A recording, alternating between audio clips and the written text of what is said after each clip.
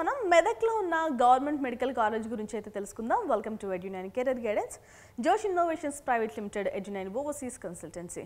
So ఈ కాలేజ్ని ఎప్పుడు ఎస్టాబ్లిష్ చేశారనుకుంటున్నారు? అలాంటి వివరాలు, నీట్ ఎగ్జామ్లో ఎంత ర్యాంకు రావాలి, అలాగే ఎంత ఇంటేక్ ఉంది, ఎలిజిబిలిటీ క్రైటీరియా ఏంటి, ఇవన్నీ కూడా మాట్లాడుకుందాం. ఓకే, మనకి ఈ కాలేజ్ వచ్చేసి నార్థన్ తెలంగాణ రీజియన్కి అయితే ఎక్కువ సర్వీస్ చేస్తుందని చెప్తున్నారు. ఎందుకంటే మెదక్ ప్రాంతంలో ఉంది కాబట్టి.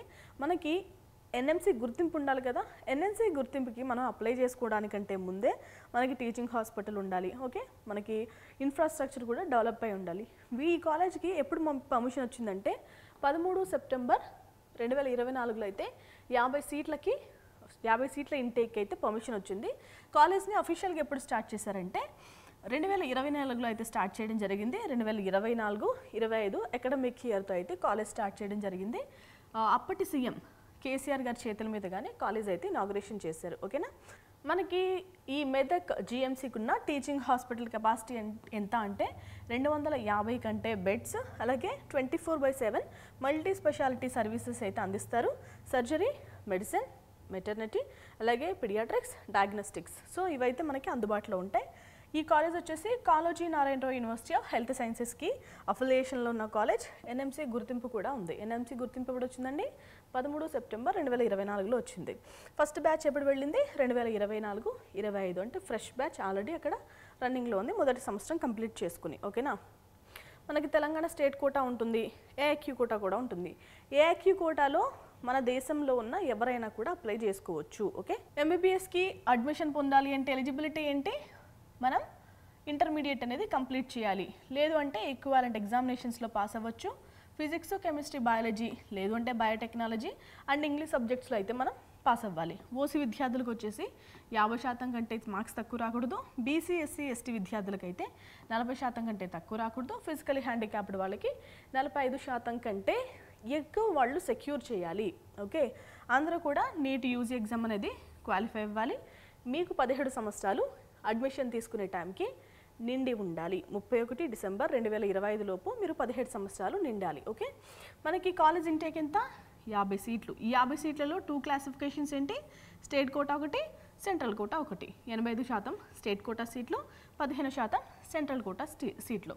స్టేట్ కోటాకి 43 సీట్లు, అలాగే ఆల్ ఇండియా కోటాకి 7 సీట్లు.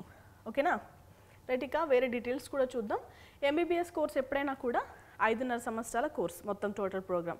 అందులో 4.5 సంవత్సరాలు కోర్స్ చదువుతాం, 1 సంవత్సరం ఇంటర్న్షిప్ చేస్తాం. ఓకేనా, మనకి ఫీజుల వివరాలు ఎలా ఉంటాయో చూద్దాము. మెదక్ జిఎంసీలో ఫీజులు వచ్చేసి ట్యూషన్ ఫీజు 10,000, సిడిఎస్ ఫీజు 5,000, ఈ లైబ్రరీకి 2,000, central store fee 2,000, library fee 2,000, caution deposit 3,000, academic development fund వచ్చేసి ఓసీబీసీ వాళ్ళకైతే 3,000 రూపాయలు పే చేయాలి. ఎస్సీ, ఎస్టీ విద్యార్థులు అయితే 1,000 రూపాయలు పే చేయాలి. నాన్ గవర్నమెంట్ ఫండ్ ఎంత? 2,000. టోటల్ మొదటి సంవత్సరానికి ఓసీబీసీ విద్యార్థి కనుక ఎంత ఫీజు పే చేయాలండి?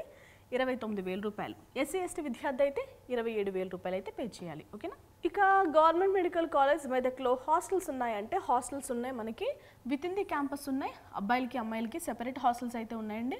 ఇక rooms with beds, study tables and storage అయితే ప్రొవైడ్ చేస్తున్నారు.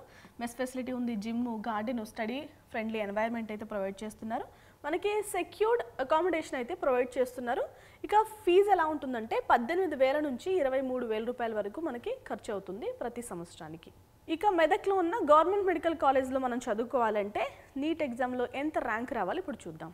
మీరు కనుక ఓసీ విద్యార్థులు అయితే మీకు 1,63,130 లోపు అబ్బాయిలకి, 1,73,688 లోపు అమ్మాయిలకి ర్యాంక్ రావాలి.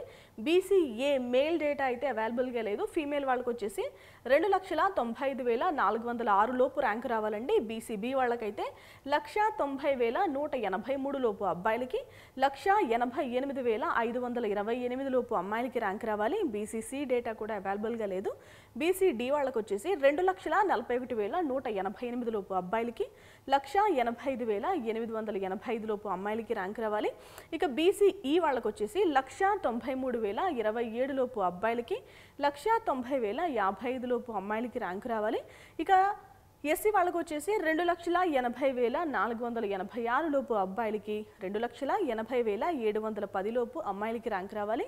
ఎస్టీ మేల్ డేటా అయితే అవైలబుల్గా లేదు. ఫీమేల్కి వచ్చేసి 2,60,782 లోపు ర్యాంక్ రావాలి. ఇవన్నీ కూడా 2024కి సంబంధించిన క్లోజింగ్ ర్యాంక్స్. సో ఈ ర్యాంక్స్ ఆధారంగా ఎస్టిమేట్ చేసుకునే ప్రయత్నం చేయండి. ఇది వాళ్ళ వీడియో. మరొక వీడియోతో మళ్ళీ కలుద్దామా? నమస్తే.